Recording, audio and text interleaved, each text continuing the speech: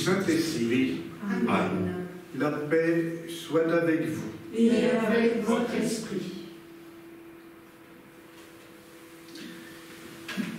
Nous sommes rassemblés aujourd'hui en tout petit nombre dans la salle principale de la maison Saint-Benoît à Lens.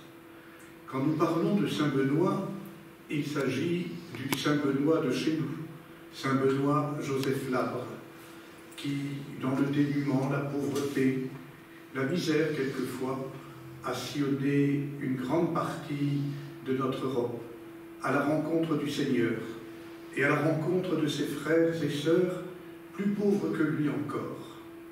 C'est pour cela que nous avons voulu donner, il y a quelques années, le nom à cette maison. Nous sommes dans la salle principale, qui est beaucoup trop grande pour le petit nombre que nous sommes, compte tenu des exigences de notre temps. Mais habituellement, cette maison accueille et rassemble des hommes, des femmes, des jeunes, des enfants qui, dans notre société, connaissent des difficultés particulières, difficultés souvent matérielles, difficultés aussi quelquefois de l'histoire, du parcours personnel, de la santé. Tant de faiblesse, tant de pauvreté se donnent ici rendez-vous. Et cette maison est une maison de confiance, une maison d'espérance, une maison de joie, où on peut sortir des épreuves et des difficultés, ne serait-ce qu'un moment, pour partager les uns avec les autres et trouver les richesses humaines, faute d'avoir parfois le nécessaire des richesses matérielles. Nous avons voulu ce temps de prière en ce lieu significatif, en communion, en proximité avec nos frères et sœurs, les plus démunis, les plus faibles, les plus pauvres, les plus abandonnés.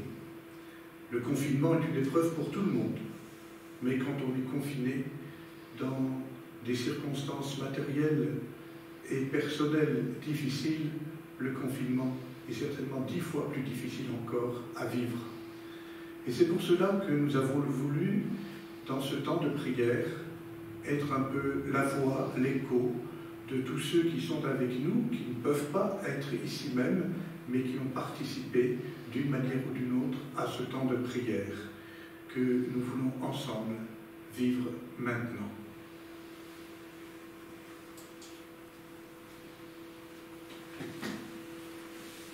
Nous sommes unis à toi, le sans-abri, pour qui le confinement n'a pas vraiment de sens. On ne peut pas rester chez soi quand on n'a pas de toit. Nous sommes unis à toi, le prisonnier, à ta famille, privée de parloir. Nous sommes unis à toi, pour qui les courses sont compliquées, les prix ont tellement augmenté. Toi qui es obligé de demander de l'aide. Nous sommes unis à toi, sous tutelle, qui n'arrive pas à la joindre. Nous sommes unis à toi, qui n'a pas de téléphone, pas d'internet, ou dont le forfait a été vite épuisé. Nous sommes unis à toi, qui vis un deuil. Nous sommes unis à toi, qui devais vivre ton baptême à Pâques. Nous sommes unis à toi, qui te retrouves sans travail, sans protection sociale, du fait d'un emploi précaire ou non déclaré. Nous sommes unis à toi, jeune professionnel ou privé d'emploi, qui te retrouve sans lien social.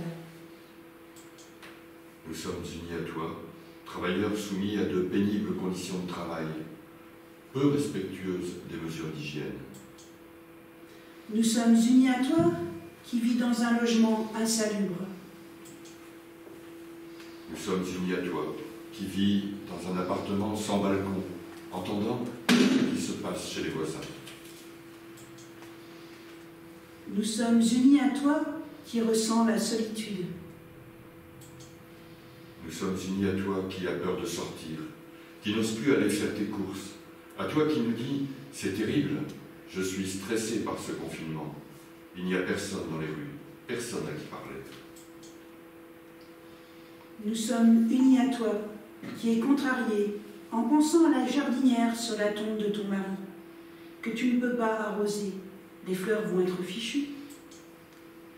Nous sommes unis à toi, la personne âgée dont la femme de ménage n'a plus le droit de venir.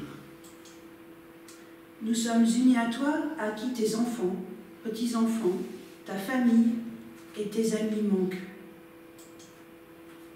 Nous sommes unis à toi, qui ne peut plus aller aux douches municipales. C'est important pour le moral de pouvoir se laver. Nous sommes unis à toi, qui attend un peu d'argent, qui ne rentre pas. Nous sommes unis à toi, pour qui l'école à la maison est compliquée, pas d'internet, pas d'encre pour imprimer les devoirs. À toi qui avais déjà des difficultés scolaires avant. Nous sommes unis à toi, le migrant. Nous sommes unis à toi, victime de violences à la maison. Nous sommes unis à toi, qui attends avec impatience de retrouver ta fraternité de la pierre d'angle, ton groupe convivial du secours catholique, ta table ouverte paroissiale, ton équipe ACO, JOC, à toi à qui le partage, la convivialité, la fraternité manque tant. Nous sommes unis à toi, le bénévole, au service de tes frères démunis, et plus particulièrement à toi qui as l'habitude de donner ton temps sans compter. Aujourd'hui, à plus de 70 ans, tu es invité à rester chez toi. Nous vous confions tous à Marie, pour que son cœur de mère intercède auprès du Père. Je vous salue, Marie comblée de grâce, le Seigneur est avec vous. Vous êtes bénie entre toutes les femmes, et Jésus, votre enfant, est béni. Sainte Marie, Mère de Dieu, priez pour nous pauvres pécheurs,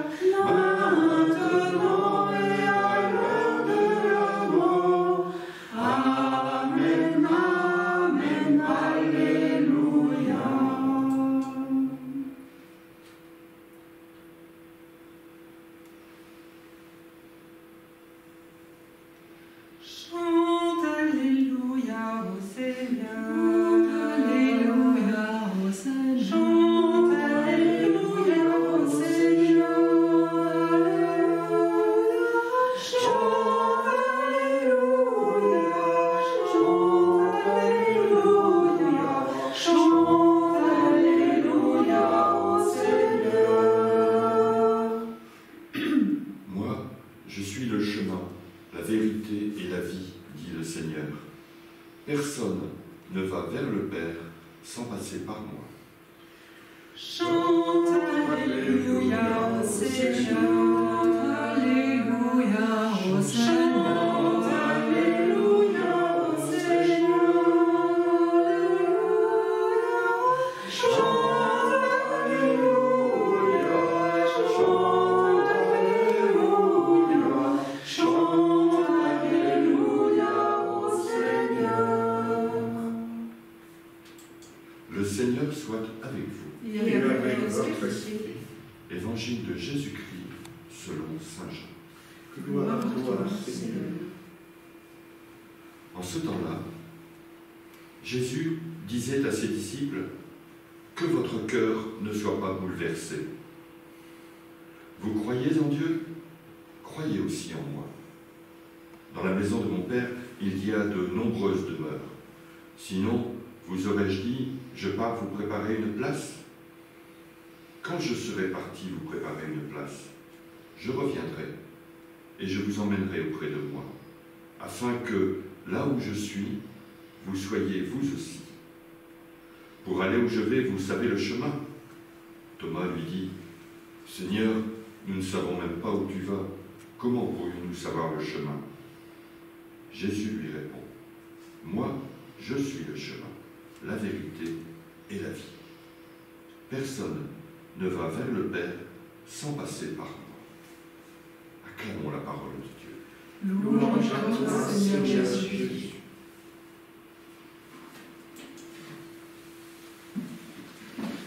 Vivre la précarité, la fragilité et l'exclusion permet de comprendre autrement l'Évangile.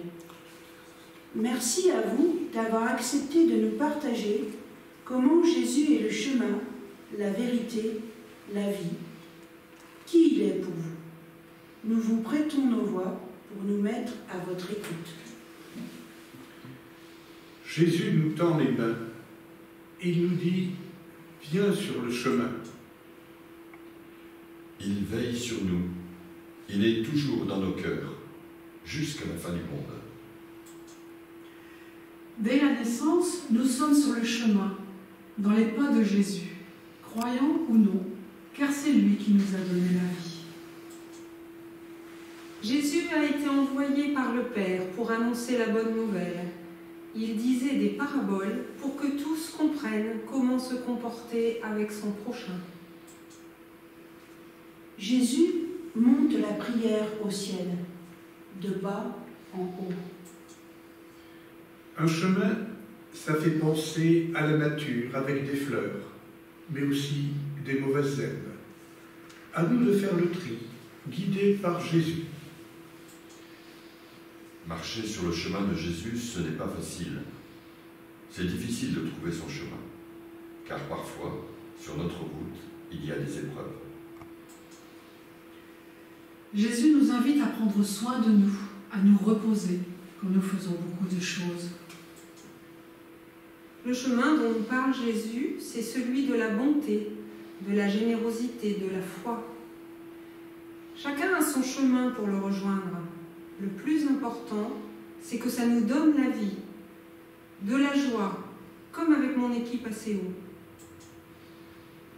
Dans nos rencontres au Secours catholique et à la Pierre d'Angle, il est présent dans tout ce que nous partageons et vivons ensemble. Cela embellit, meuble notre existence. Jésus, un chemin qu'il faut suivre pour connaître la vérité. La vérité, être honnête, ne pas mentir. Jésus a tout le temps dit la vérité. Oui, c'est vrai, Jésus, il va nous sauver. Un chemin de vie simple, sans contrainte. Être vrai et ne pas faire semblant. Pas trop de manières en Église, vivre simplement avec les gens et rendre service. C'est un chemin qui te ramène à la vie éternelle. Avec lui, rien n'est impossible.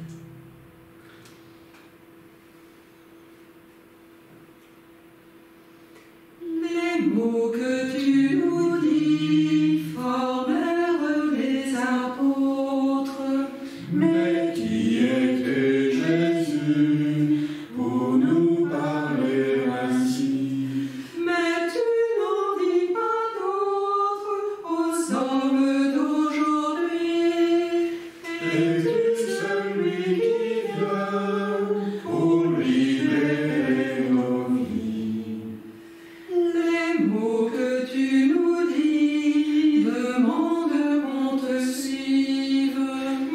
qui es-tu, Jésus, pour nous parler ainsi?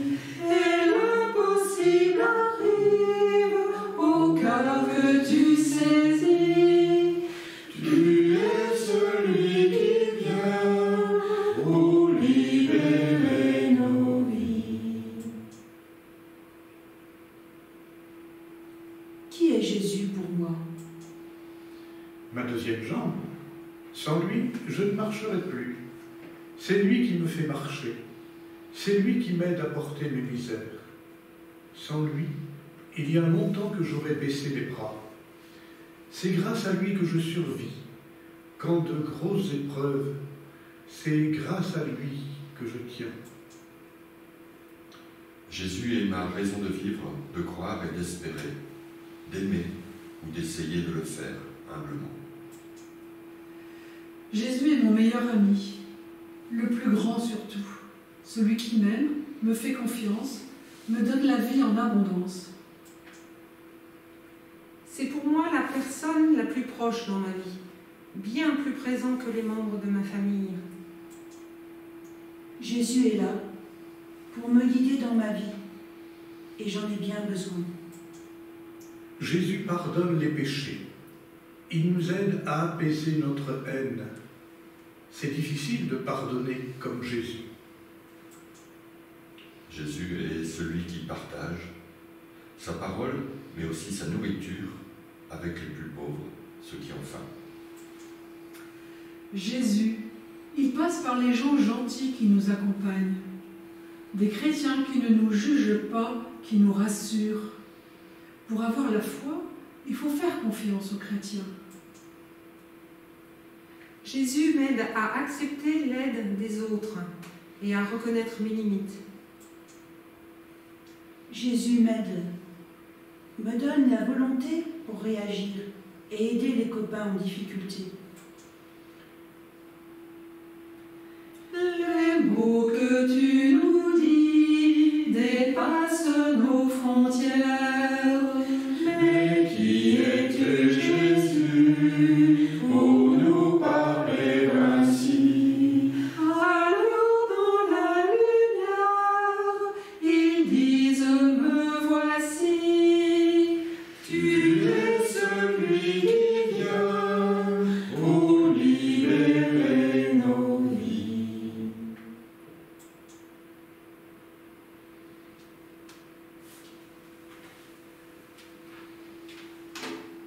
Vous êtes nombreux à nous avoir confié vos intentions de prière. Elles sont toutes dans ce petit recueil que je remets symboliquement au Père évêque. On va en lire quelques-unes et puis toutes ces prières seront aussi confiées à la prière des religieuses.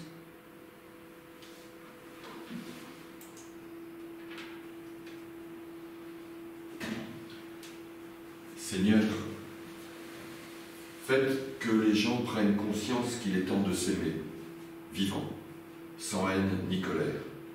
Faites que nous sachions pardonner, relativiser les futilités, avoir des échanges constructifs et d'entraide.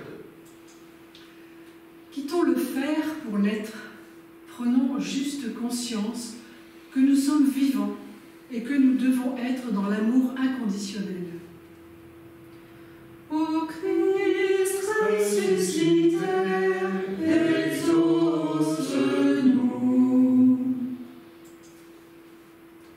Seigneur, protégez et guérissez tous ces gens malades qui souhaitent poursuivre la mission que vous leur avez confiée, vivre.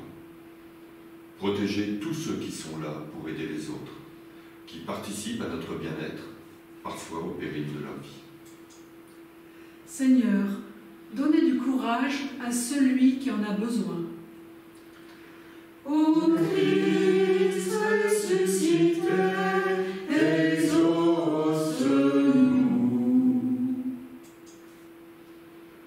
Nous avons cette chance et ce bonheur d'être chrétiens. Cela permet de vivre ce confinement avec une certaine sérénité et en union de prière.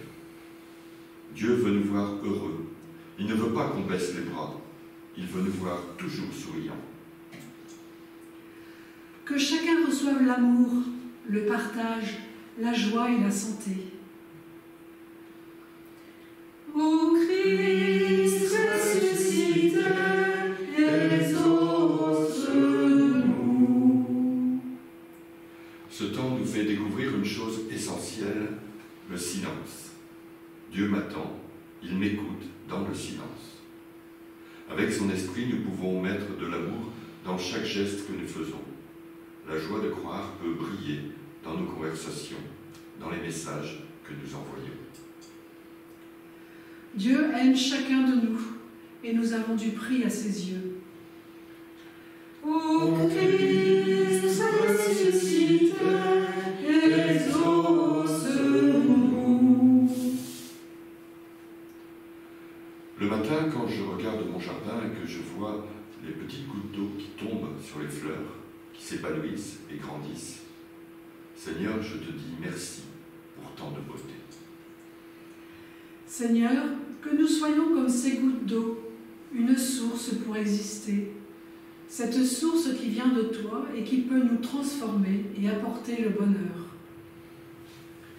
Ô Christ ressuscité, exauce-nous. Je remercie le Seigneur pour les magnifiques couchers de soleil, entendre les oiseaux, voir s'épanouir la nature, cette beauté. Il faut en profiter quand on le peut.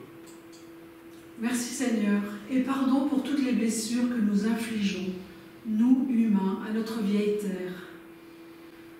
Ô Christ ressuscité, exauce-nous.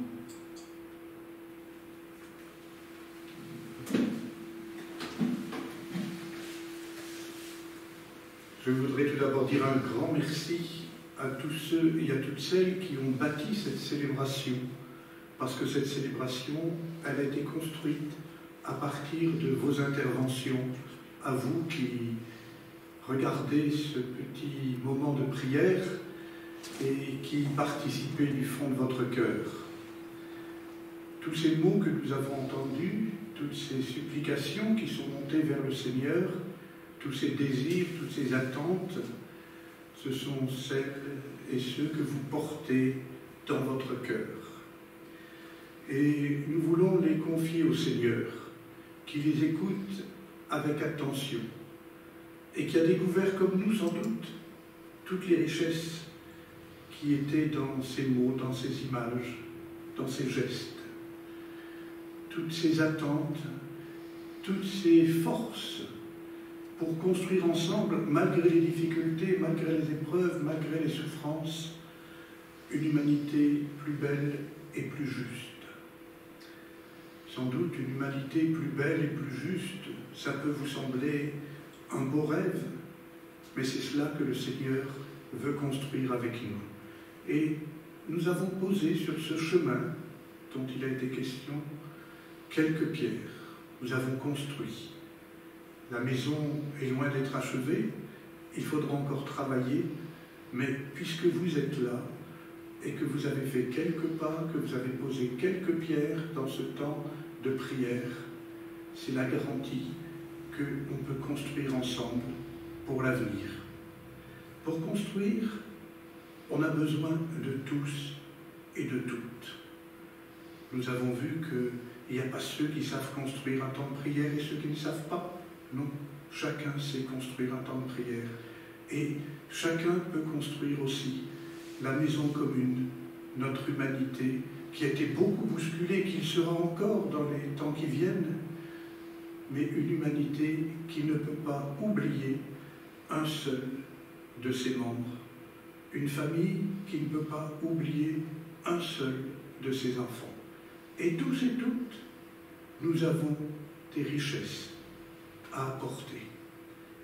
On s'est aperçu, avec le confinement et avec le parcours de ce méchant virus, que les véritables richesses n'étaient pas toujours où on nous mettait.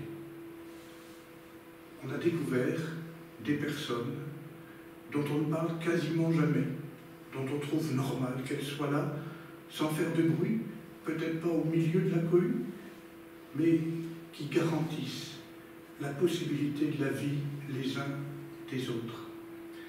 Et ce moment nous a aidés et nous aidera encore sans doute à dire, mais ce que fait chacun, ce qu'est chacun, avec ses pauvretés, ses faiblesses, ses difficultés, ses erreurs, tout cela est indispensable pour la vie de tous.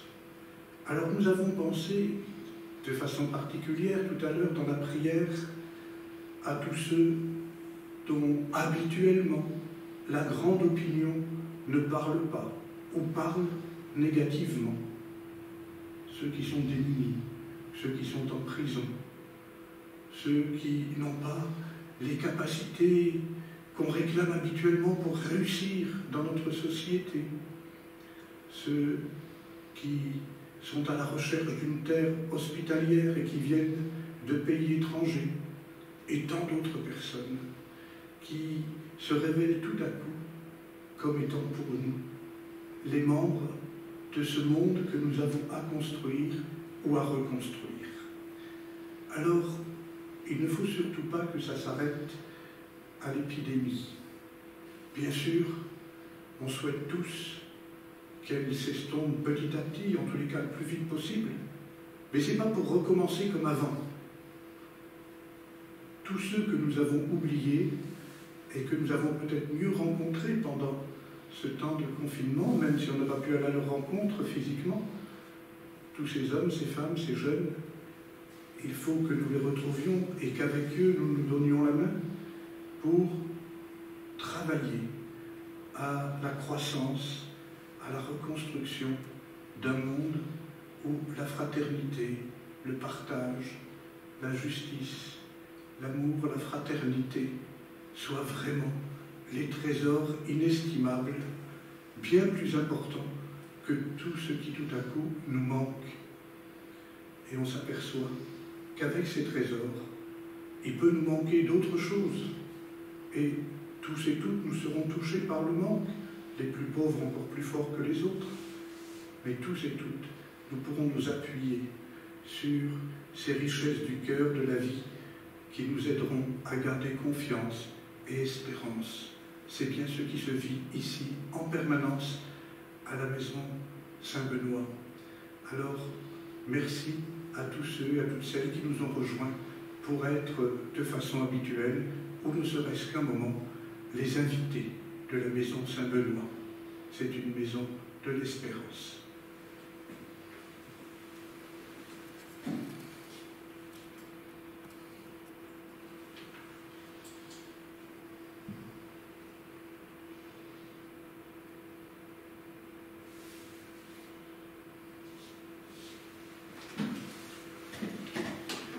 Nous nous tournons maintenant vers notre Père.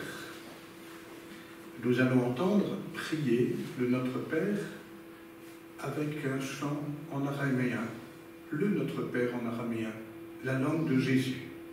C'est la langue de la famille de Bachar, réfugiés irakiens. Oh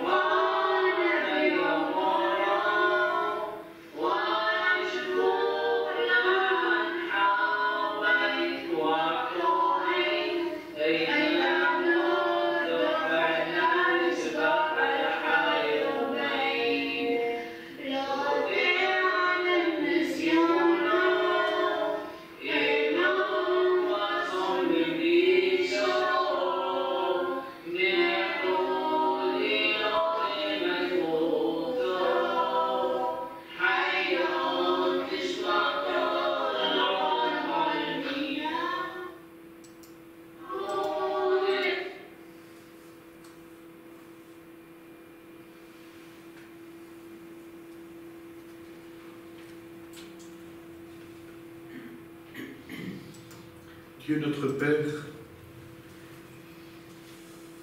ta maison Saint-Benoît, notre maison Saint-Benoît, était un peu vide ce matin de ses habitants, mais elle était remplie de tous ceux qui, par l'image, la prière, la pensée, sont ici présents, se reconnaissant pauvres devant toi, mais se tournant vers toi pour accueillir tous les trésors de ton amour que tu nous as donné en ton Fils Jésus-Christ.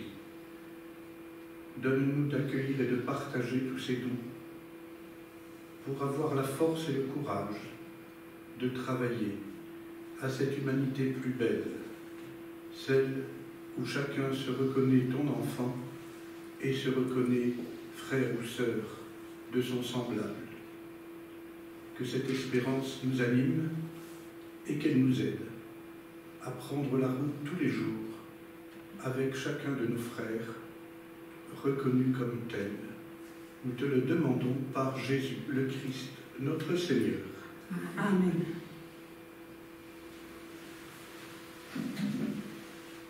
C'est le moment des merci, ou des annonces.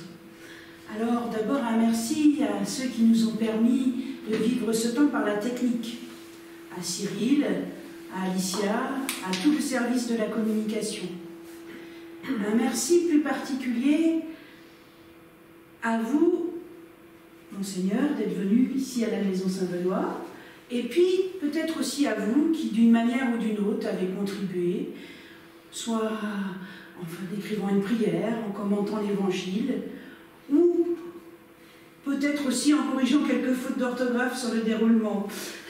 Voilà. Merci à vous. Et puis, comme nous l'a dit le Père évêque, n'oublions pas, la solidarité ne fait que commencer.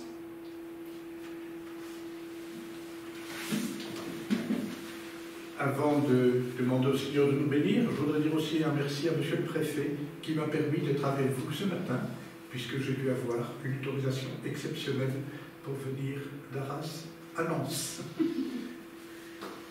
Le Seigneur soit avec vous. Et avec votre esprit. Que Dieu Tout-Puissant vous bénisse, le Père, le Fils et le Saint-Esprit. Amen. Allez dans la paix et dans la joie du Christ.